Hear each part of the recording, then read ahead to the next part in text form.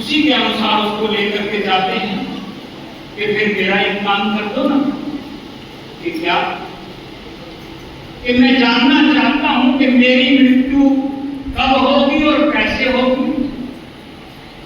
यम के दूत कहने लगे कि असंभव। क्यों? कि ये हम तुम्हें नहीं बता सकते, क्योंकि हम भी किसी उससे बंधे हुए हैं। हो जाएगा, तुम ये सहन नहीं कर पाओगे। नहीं, मुझ में बड़ा सहारा है, कर लाएगा। तो तुमने हमारी बड़ी सेवा की है, आते जाते जल पिलाया है, और जब मैं हमारा अगली बार चक्कर लगेगा तो तुम्हें बताएंगे जरूर। और 2 दिन के बाद जब उनका उधर चक्कर लगा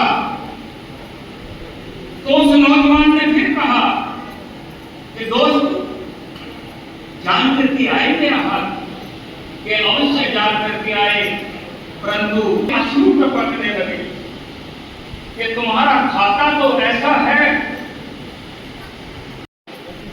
कि जिस दिन तुम्हारी शादी होगी और ठीक उसी दिन रात को 12 बजे सर्प आएगा और वह सर्प तुम्हें डस लेगा, उसी के कारण तुम्हारी मृत्यु हो। चारों की आंखों से अश्रु थे कि हमने इस भाई ने हमारी बड़ी सेवा की है, आते जाते हमें जल पिला। इतना बुरा हाल था कि मैं तो रोए ही जा रहा। उन तीनों ने पूछा कि भाई तू क्यों रोए जा रहा है? कि मैं रोए इसलिए जा रहा हूं कि मैं जो वहां पर यमराज की डायरी पढ़ करके आया हूं, उसके इसकी मृत्यु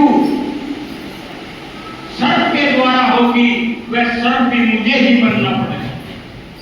इस प्रकार इसकी मृत्यु। तो बंधुओं, इस प्रकार जो है उसकी मृत्यु होनी निश्चित थी। चारों के चारों ने उसका हाल बताया और उसने पूछा कि इससे बचा जा सकता है कि इससे? पता नहीं कौन मुझे उठा कर ले गया और मैं उनके अंतिम संस्कार पर उनके घर पर पहुंच गई। लेकिन मेरा जाना वहां पर उचित तो नहीं था हमारे जो नियम के अनुसार। लेकिन मैं वहां पर पहुंची और मैंने देखा, सच मानेंगे संत के वचन को, कि उस दिव्य आत्मा के शरीर में से गुरु मंत्र की आवाज आ रही है। गुरु मंत्र को मैंने साक्षात सुना। गुरु मंत्र का उच्चारण भगवती लीन रहते थे, भगवती की उपासना करते थे, और मैंने उनके शरीर से गुरु मंत्र का उच्चारण सुना। और वैसे ही उनकी धर्म पत्नी ने मुझे बताया कि वो कह रहे थे मुझे सतगुरु महाराज लेने के लिए आएंगे, मुझे गुरु महाराज लेने के लिए आएंगे। और मानो गुरु ने अपने रूप में मुझे ही वहां पर भेज दिया। तो जब भगवान जीवन में, जब पिता का आशीर्वाद काम करता है, तो हमारा जीवन सफल होता है, हमारा जीवन अग्रसर होता है। और इस सृष्टि को चलाने के लिए, इस सृष्टि के कर्म को आगे बढ़ाने के लिए समय के साथ शक्तिशाली द्रव्य है। मैंने पढ़ा कि काल जो है सबसे शक्तिशाली द्रव्य है। द्रव्य मैंने अनमोल खजाना, द्रव्य है ना, द्रव्य पैसे को कहते हैं कि काल एक महाशक्ति द्रव्य है। इससे बड़ा संसार में कोई द्रव्य नहीं है। लेकिन काल वादियों के अनुसार ये अवधारणा है, जो काल को मानते हैं, ये किसी वैदिक